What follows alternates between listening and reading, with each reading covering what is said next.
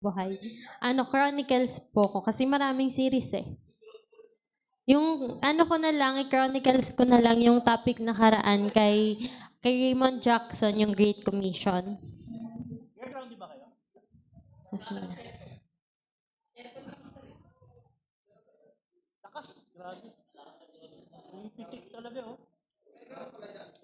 Ayun, alam naman po natin yung about sa topic sa Great Commission, di ba? Na about siya dun sa four gospel sa book ni Matthew, ni Mark, at saka ni Luke and ni John. So sabi niya nga dun, sabi dun ni Brother Jackson, kailangan nga is i-combine daw natin lahat ng related scripture, hindi lang tayo pipili. Kasi ganun daw yung nangyari ngayon sa mga churches na kaya nagkaroon sila ng ibang interpretation kasi nag-base lang sila dun sa isang book lang. Pero sabi doon ni Brother Jackson, hindi daw yun one event lang. Instead, sabi doon ni Brother Jackson, yung Matthew, yung Mark, yung Luke, at saka yung John, hindi siya magkakahiwalay na commission. Instead, iisang magkakasunod-sunod lang din yun na pangyayari. So, need daw natin yun ipag-connect since one event lang yun. So, need natin i-combine para makuha natin yung full meaning or yung full interpretation. So, pag nakita po natin yun, di ko alam kung meron dyan. Yung may bridge po, may picture ng bridge doon.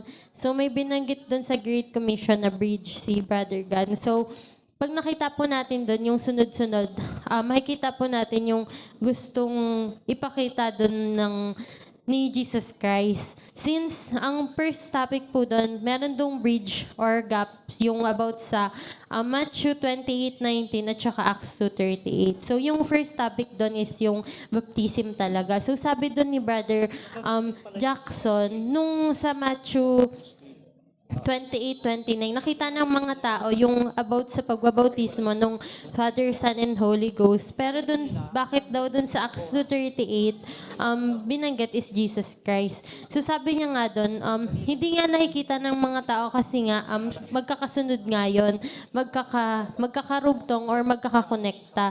So sabi niya nga dun, yung sa time ni Matthew, sabi doon, may binanggit doon si Jesus Christ na all power is given unto me. So sabi niya nga doon, may binanggit din doon na in the name. So may tanong doon na paano ba masasabi na mali yung Matthew 28:19? Kasi sabi doon is in the name. Ibig sabihin singular lang. Iisang pangalan lang. Another is yung Father, Son, and Holy Ghost, title lang siya, hindi siya name. And sinabi, baptize them in the name. Walang names or S.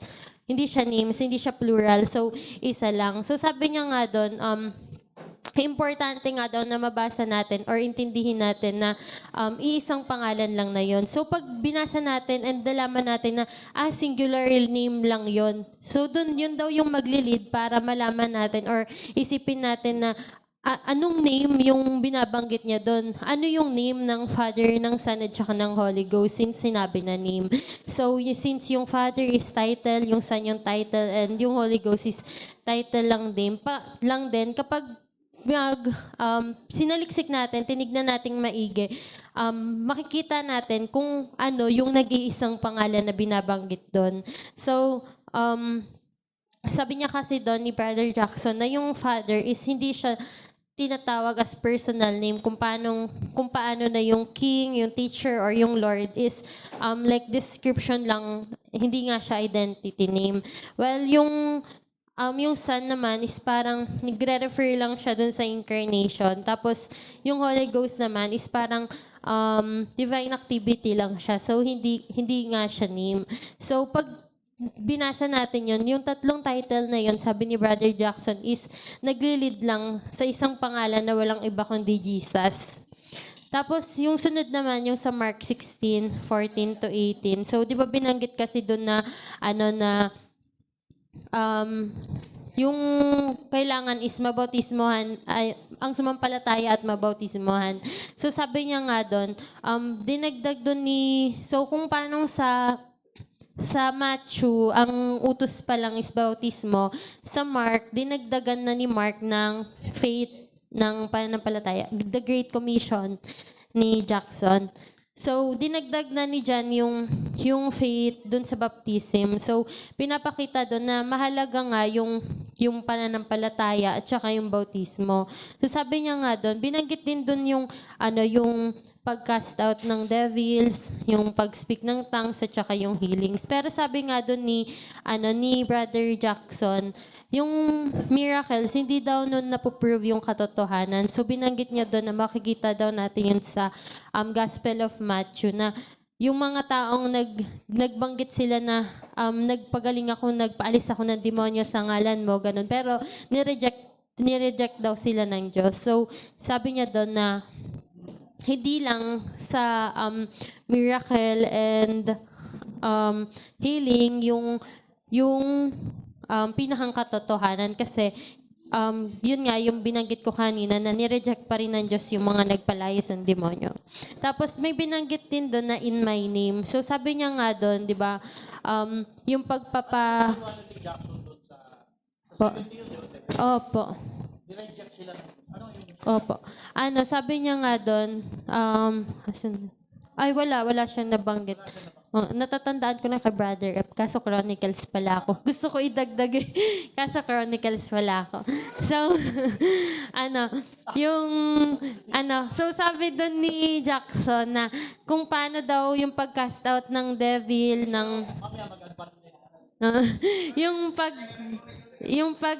pag-cast out daw ng devils, pagpapagaling ay binanggit sa pangalan ni Jesus Christ, pati yung kaligtasan sa pamamagitan ni Jesus Christ. Ganon din daw yung baptism. Kailangan ng gamitin din daw is in Jesus' name.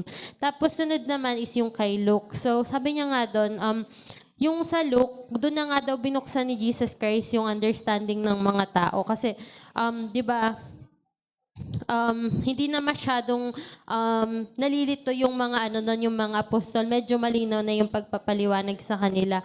Kasi sabi niya nga doon,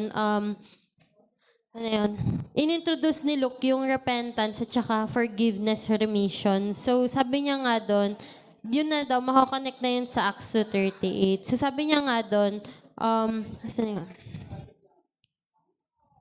Sa Luke, na-predict daw ni Luke kung saan nga daw magsisimula yung fulfillment. Tapos yung kay John naman, kung paanong kay Matthew is baptism, kay Mark is faith, tapos kay Luke is repentance and forgiveness, remission.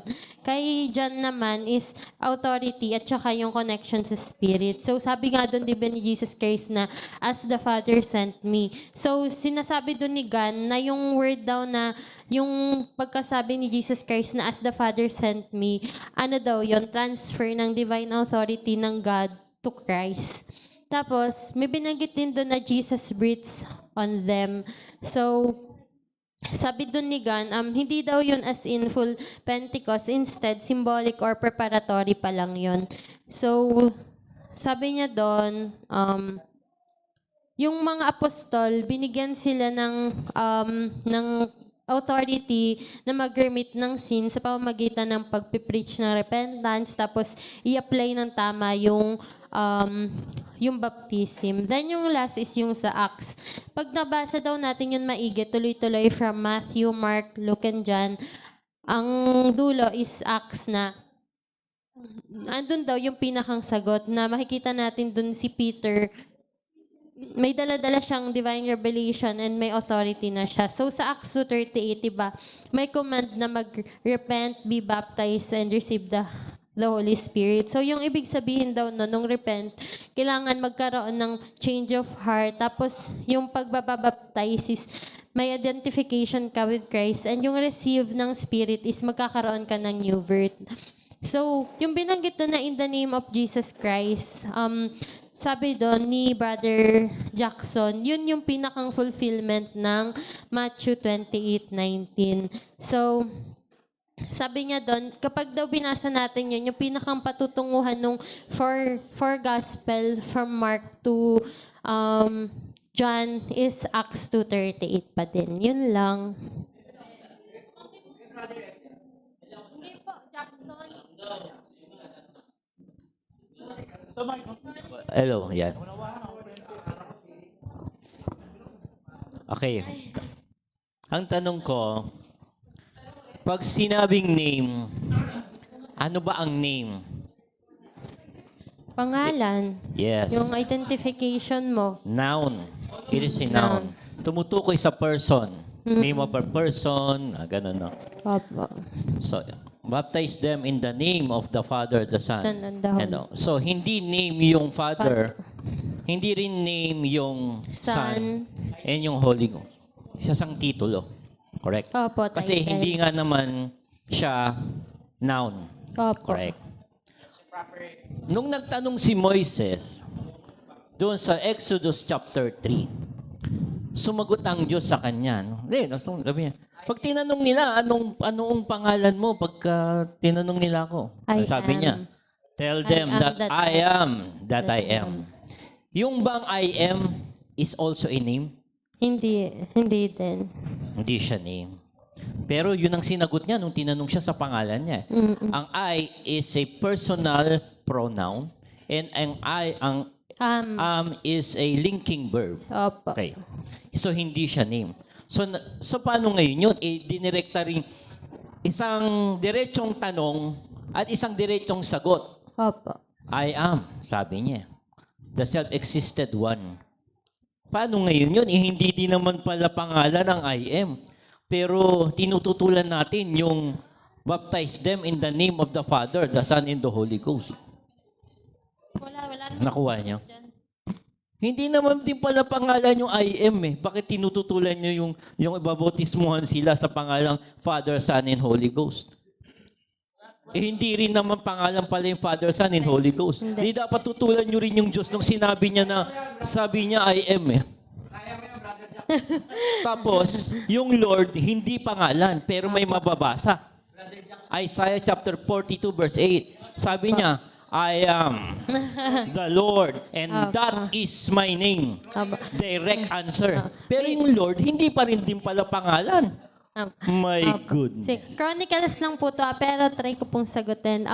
Yung according kay Jackson, dahil daw po sa verse na ng Matthew 28:19, magsasaliksik tayo dahil sa verse na yun. Kasi pag nabasa mo yung name, mag-iisip ka na, ano yung name na yun? Yun yung gusto niya pong iparating ni Jackson dun sa The Great Commission. So, dahil po dun sa verse na yun, hindi name yung Father, hindi din name yung Son. So, ano yung name? So, because of that, magsisearch ka po. Kaya po maglilid sa Matthew 28:19. Yun po yung sinabi ni Jackson. Opo.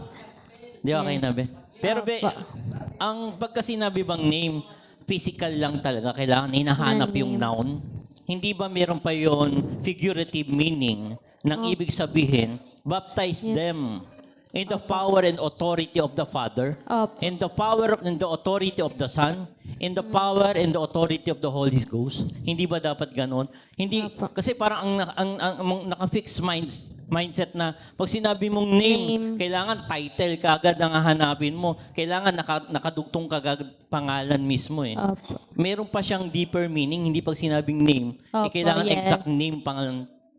Yes po. Opo. Kasi Nasagot yan ni Brother F. tingnan niyo po tingnan niyo Nasa Chronicles ako, sorry. Nagtanong si Moises bakit hindi pangalan niya? Ang dami niyang pangalan. I am Jehovah Rapha, I am Jehovah Nisi.